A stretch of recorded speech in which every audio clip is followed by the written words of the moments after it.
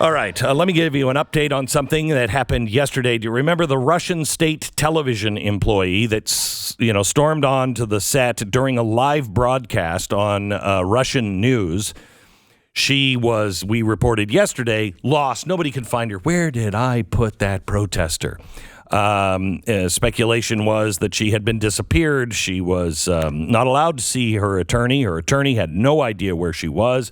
All of the police stations said, no, we didn't. She's not here. Well, she just spoke out in a video recorded outside of a courtroom. She said, I just spent 2 days without sleep. I wasn't allowed to contact my relatives or people close to me. She was not allowed access, I'm quoting her, to any legal representation, so I was fairly in a difficult position, end quote. Yeah, she was. Here's what she did. She got on Channel 1 in Moscow, and she went right behind the anchor of a very popular news show, and she was yelling, "Stop the war." She held up a sign that said, "They're lying to you here." She had said that she had engaged in Kremlin propaganda, and she felt horrible about it and deeply ashamed. Well, after 2 days of not being able to sleep, the Russian government has decided that she should be charged with organizing an unauthorized public event, and she was fined $273. Now you think, that doesn't sound so bad. Yeah, well, she's also going to be charged with false information. I don't know exactly what the false information was. They're lying to you. Kremlin propaganda. Remember, there was at least the beginning. I don't know about it now, but towards the beginning, there were large swaths of the population that only were getting their news from the Kremlin and from the Moscow news that didn't even know there was a war going on. Well, you can't even say that. You can't. That might be what the false information is, according to the Kremlin. You're not allowed to call it a war. You have to call it a special military operation. Yeah. Well, that she's facing now 15 years for doing that. Now, here in America, is our media just stupid, or do they not want to talk and warn you about what's coming on a couple of things? We are headed for a major food shortage all around the world, and we are not going to be left out of it. Because of the invasion by Russia in Ukraine, the global supply chains for food is going to cause a global crisis that will affect millions of people. Here's why it's going to affect us. The agricultural mayhem that's going to happen here in the United States is off the charts. First of all, Russia and Ukraine, and I don't know when they got this instead of us, but Russia and Ukraine is known as the breadbasket of the world. Wasn't that us? Wasn't that our farmers? When did we stop being the breadbasket of the world? Both countries are responsible for 1/4 of the international wheat trade, 1/5 of corn, and 12% of all calories traded globally. Look at what we're facing with cutting off 12%, or not even that, 8% of our oil. Look at what's happening with gas prices. If you think that's not coming with food, you're mistaken. One of the main things that we also get from Russia and Ukraine, not just food supplies around the rest of the world, but we have access to fertilizer. And fertilizer, Russia has banned the exports of that. This is going to choke off our farmers. Our farmers in the South are now saying they can't get fertilizer. And they're stockpiling beef. They're stockpiling the foods if they can get them. And they are looking at bad conditions for our own food. The UN has warned that global food prices could jump 8%, that's already happened, to 20% from here. Why the media is not telling you these things is beyond me. But maybe it's just they're so worried about misinformation and malinformation and conspiracy theories. Last spring, we told you the Secretary of Homeland Security ordered an internal review to identify how best to detect, prevent, and respond to threats related to domestic violent extremism here in America. A component of this was based on online activity. The domestic violent extremist attackers, quoting the DHS now, often radicalize independently by consuming violent extremist material online and mobilize without direction from a violent extremist organization, making detection and disruption difficult. The report that has now been attained said that the extremists exploit a variety of popular social media platforms, smaller websites with targeted audiences, and encrypted chat applications to recruit new adherents. They plan and they rally support for in-person actions. They disseminate materials that contribute to radicalization and mobilization to violence. Wow, it sounds like our universities. One of the recommendations is to increase efforts to better identify and evaluate mis, dis, and malinformation with a Homeland Security nexus, including false or misleading conspiracy theories spread on social media and other online platforms that endorse violence. Good thing this program has been against violence from the very beginning of this broadcast. That is the last thing that the world needs. So they are now monitoring all online activity, and they are looking for their version of violent extremists. I will tell you that the Great Reset just held a war game a couple of months ago, and they war gamed about mis, dis, and malinformation coming out from people who have audiences about the failing banking system and the trouble with the dollar and the trouble with the failing of the entire financial system. Well, I hope that doesn't happen, but I'm telling you right now, we are being sold a bill of goods, and not by our president. I mean, is our president the one who's getting us into war? I think he's the guy who made it very, very clear by playing the role of Chamberlain. Everything he does, he sends a signal of weakness to all of our enemies, and all of our enemies seem to be, in a way, benefiting from this. We seem to be actually kind of forcing an Axis power to come together. The latest, we told you yesterday, was Saudi Arabia. They are now talking about seriously accepting the yuan instead of dollars for oil. That is the beginning of the end of the petrodollar, which means the world's reserve currency.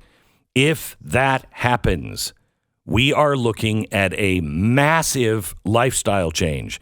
If the world goes off the U.S. world reserve currency, you're looking at becoming Mexico overnight, Venezuela overnight.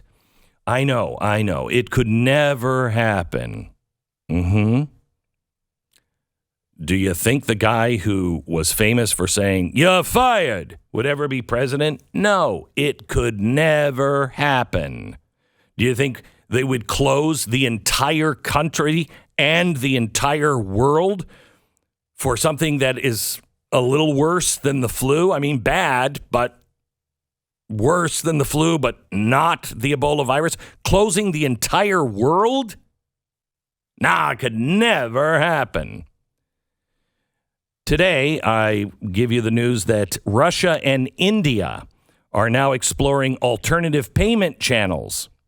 So now India is starting to lean towards the Axis power.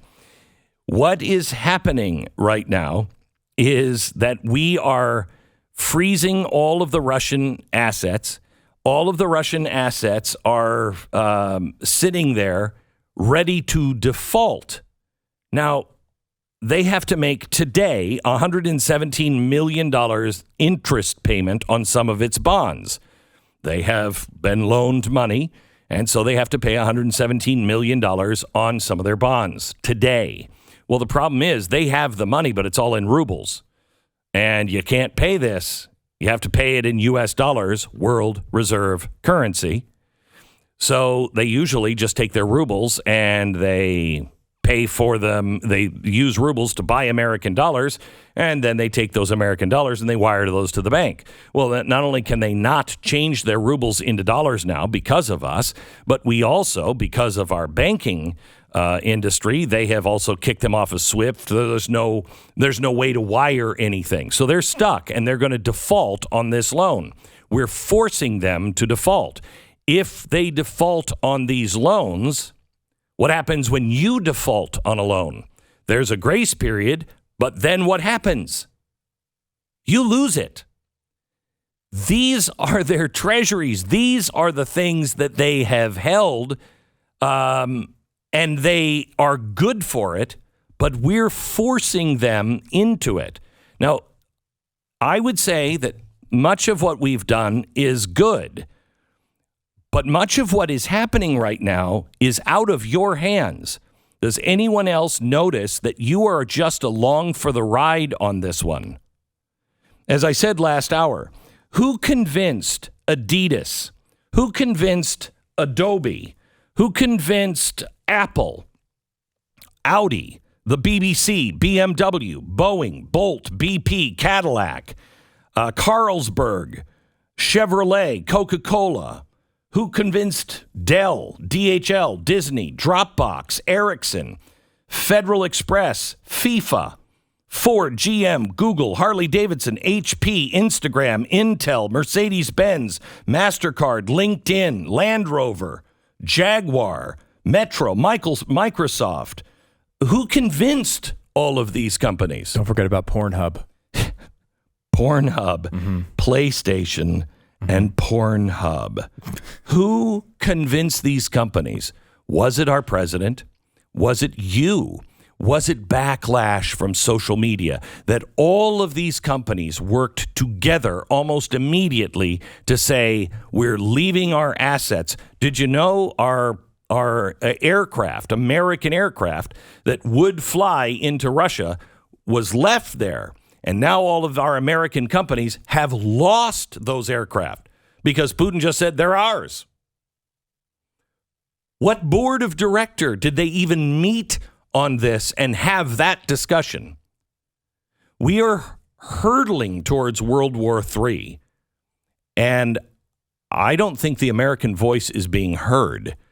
There's no discussion in Congress that is open. There is no debate on these things.